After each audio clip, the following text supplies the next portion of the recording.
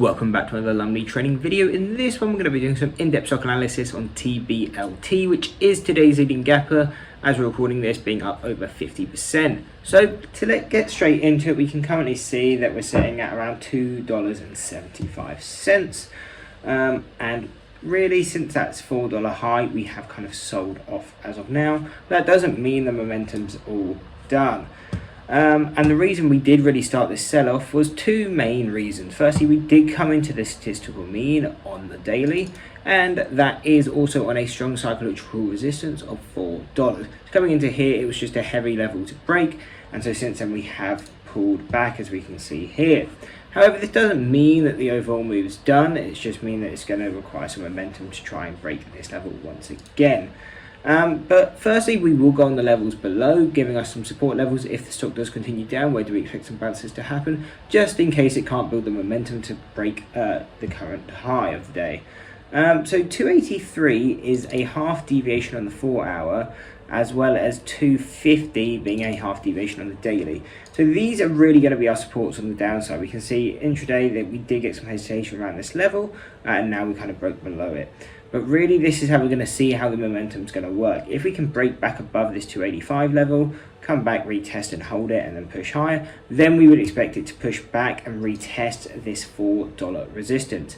If it doesn't, if it comes back to kind of retest this level and fail, or breaks above but fails quite quickly, then we're looking for a bounce down to 250, and at 250 anyway we would expect some sort of a bounce, because not only is it the psychological $2.50 level, it is also a half deviation. But again, do note that this 285 and 250 aren't going to be as strong as normal standard deviation levels, because it is a half deviation, and half deviations aren't as strong as a whole deviation. And at an extreme, if prices do continue down, we're going to be looking around $1 and $1.25 as key levels, because those are the first deviations on the 4 hour and the daily. And obviously that is quite far from where we are now, so really if this stock did come down to that level, it's probably easy just to forget about it, because the momentum is more likely than not dead. But if you want one more level to the downside, what would we be looking at? So our level would be to 175, and the reason for that, as you can see, that is the gap fill level. Going on to the daily chart, so coming down to this level, we would expect a bounce, and overall we would expect the stock to reverse to this level at some point, because stocks tend to always, or near enough always, fill their gaps.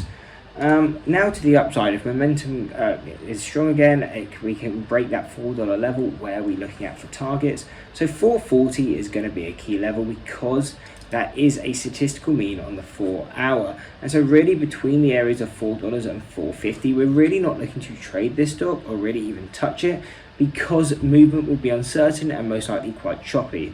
So really we would wait for it to kind of break out of this 450 area and continue high before we're looking to do another trade to the upside.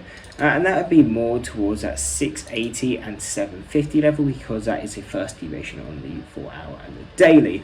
Now if prices do continue up even further, then we're looking at around 1060 and 965, and again these are going to be our next levels of resistance. And really these are more levels where if you're holding the stock long, we would really be looking to start getting out here, and definitely starting to look at it on a more short bias level, and looking too short. And then at an extreme, if it does continue, we got around $12.50 and $14 being stronger levels, as those are the third deviations. And as these are momentum stocks, there is always a possibility that it pushes out to that fourth deviation, which is rare to see but is a bit more common on the small cap basis, and that would be around $15.50 and $17. So really those are going to be our key levels. We can't give you any more levels to the downside, because you can see the second and third and fourth deviations to the downside are all negative numbers, and obviously we cannot trade a stock in the negative. So anyway, that is the main breakdown on TBLT. So if that did help you, don't forget to drop a like and subscribe. I hope to see you next one, and that's it. Peace. Maybe I'm crazy.